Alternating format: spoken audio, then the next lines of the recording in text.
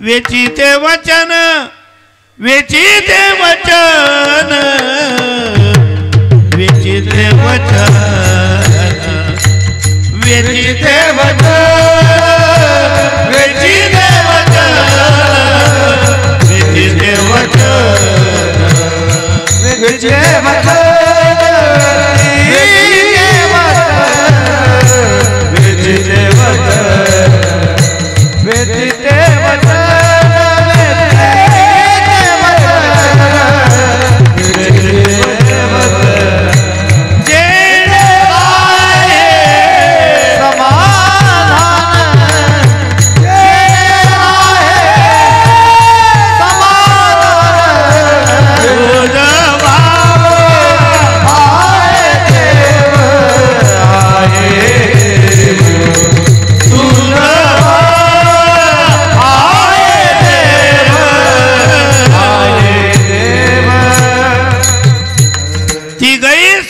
सांगितलं की विवस्त्र होऊन आम्हाला भोजन पाहिजे. मला एक सांगा, असं जर कोणत्याही बाईला कोणताही साधू बोलला ऐकून घेतील का?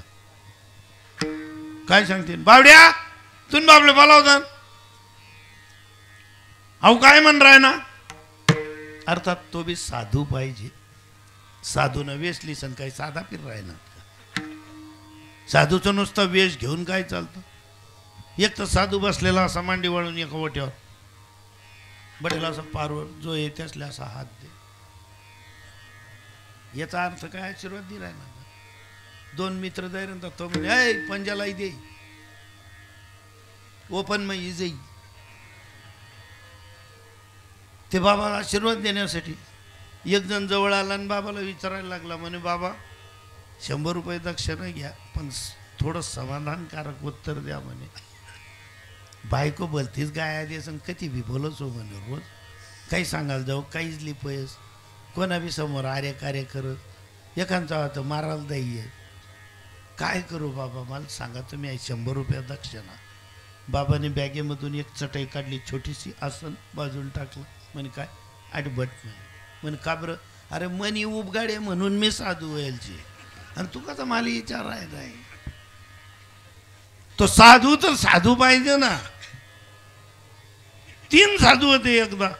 आई तर एक ना सांगा मी. 3ही साधू असा पटेल मस्तपैकी ओम नमः शिवाय ओम नमः शिवाय ओम नमः शिवाय कल्याण हो जाएगा कल्याण हो जाएगा माई कल्याण हो जाएगा बाई. पुन्हा एक बाई पाय पडणार. 3ही साधूसली देखील नाही गबऱ्या एक 3 एक दांड गल्ला. 3ही साधूसले कापात टपरी करीस आणि पाट्या उरतीन इथला दांड गल्ला होता. जवळ आला आणि सांगितलं तुम्ही तिघही साधू महात्मे काय तपश्चर्या काय तेज काय तब्येत तुमची.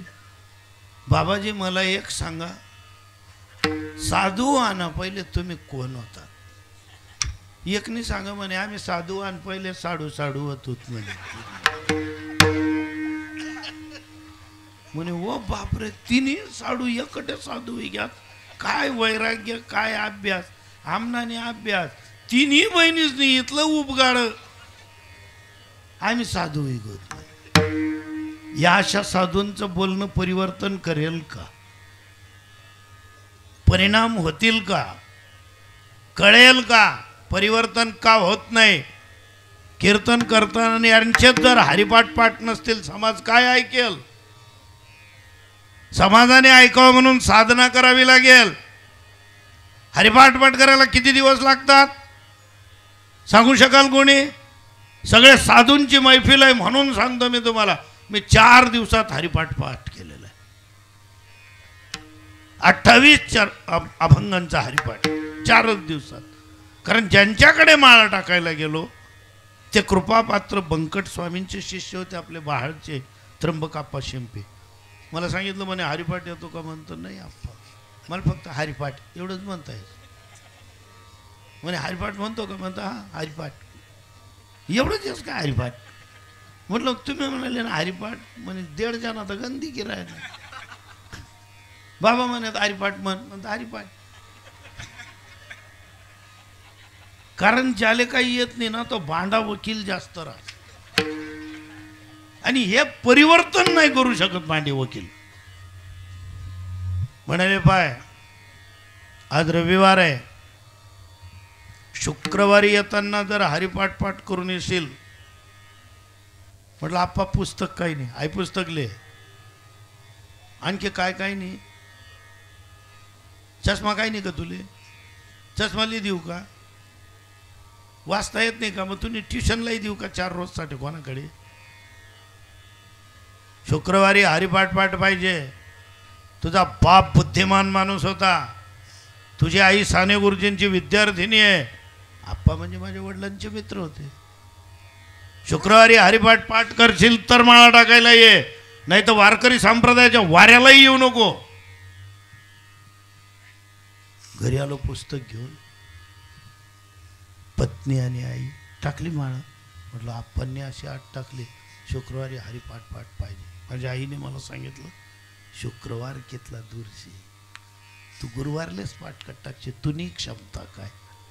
सगळ्या आयांनी असं काम करा, पोरांना प्रोत्साहन द्या. त्यांच्यामध्ये जादू होता, प्रोत्साहन होता, हिम्मत होता. का तो घरी येतात त्याला सांगा हिल चमचाट दे रे, आई मन जाईन डोकं लाई रे नी. या गॅस सिलेंडरला कामे करा तुम्ही, त्याला कळू द्या ना. आई आणि पत्नी दोघा पाठीराख्या जर झाल्या तर माणूस काय नाही करू शकणार. असाध्य ते साध्य करिता सायात, कारण अभ्यास तुका म्हणे.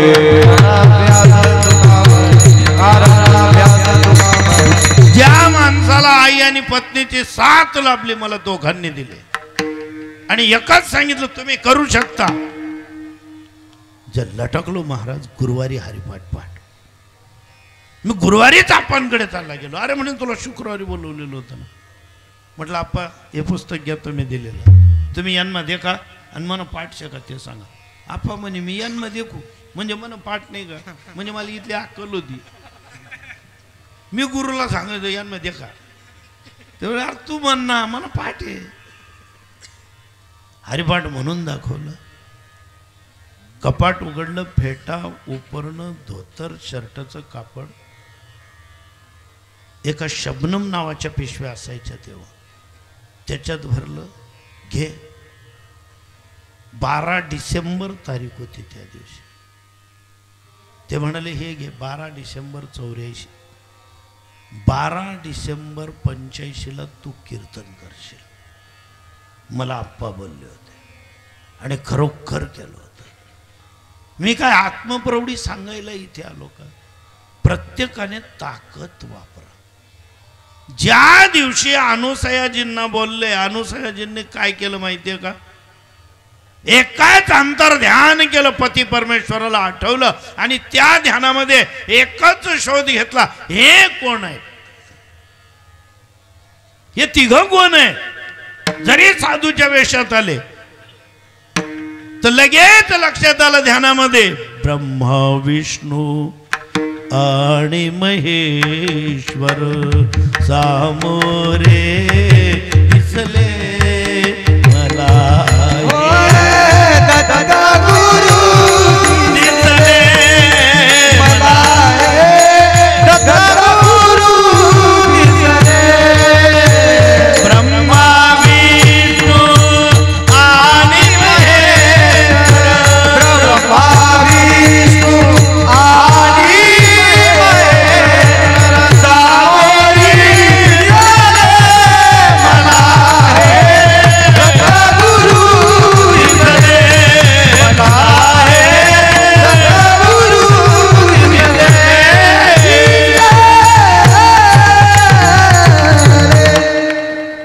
स्वतःची ताकद ओळखा, जग ओळखा.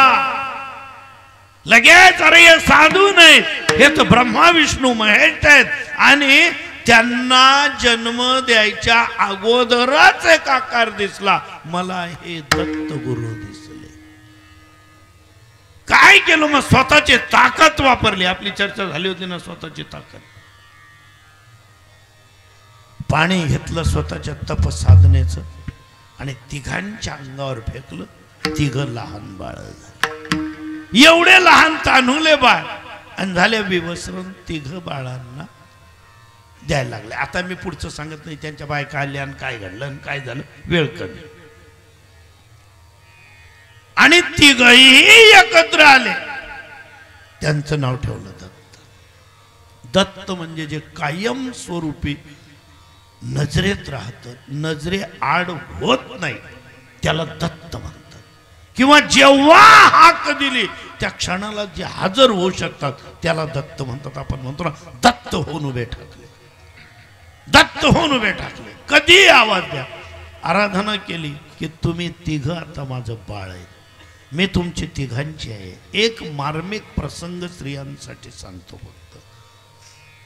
ज्या वेळेस अनुसया मातेला रामजींना वनवास झालेला, ते चित्रकूटाच्या पायथ्याशी ज्या वेळेस आले आत्री ऋषींच्या आश्रमात, तर रामजी लक्ष्मणजी हे आत्री ऋषींजवळ थांबले आणि जानकीजी मातांना म्हणजे सीतेला अनुसयाजींनी पर्णकुटीच्या मध्ये नेलं. पर्णकुटी झोपडी नाही, झोपडीमा दारू इकावस, पर्णकुटीमा ध्यान साधना वस.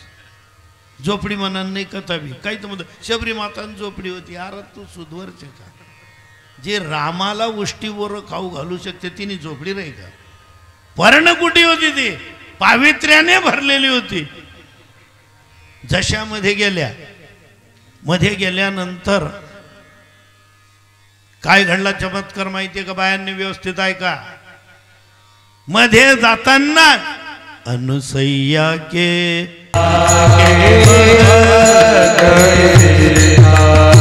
मिली बहोरी सुशील बनीता, मिली बहोरी सुशील बनीता. अनुसैया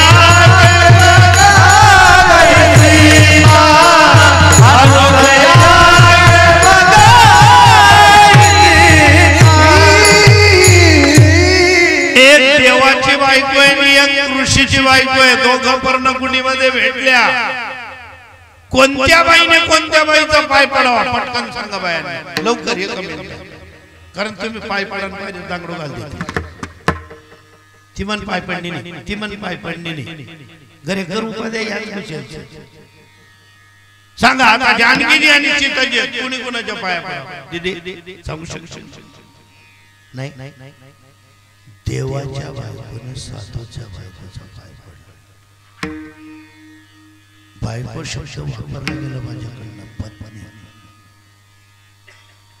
जो पतन से सारे परिवार को बचा सकते उसको पत्नी कहते हैं. घर घर पापी असेल, घर तो दोषी असेल, पण त्यांना निर्दोष जी बाई करू शकते ना, ती घरातली धर्म पत्नी असते. धर्म शब्द जानकीजीने नमस्कार केला. अनुसयाजीने दोघं हातांनी आशीर्वाद दिला. जवळ बसवलं. सीताजींनी एकच विचारलं की आई, असं कोणतं व्रत, अशी कोणती साधना, असं नेमकं काय केलं की तुमच्याकडे ब्रह्मा विष्णू महेश एकत्र आले? आणि आले त्यावेळेस तुम्हाला काय वाटलं?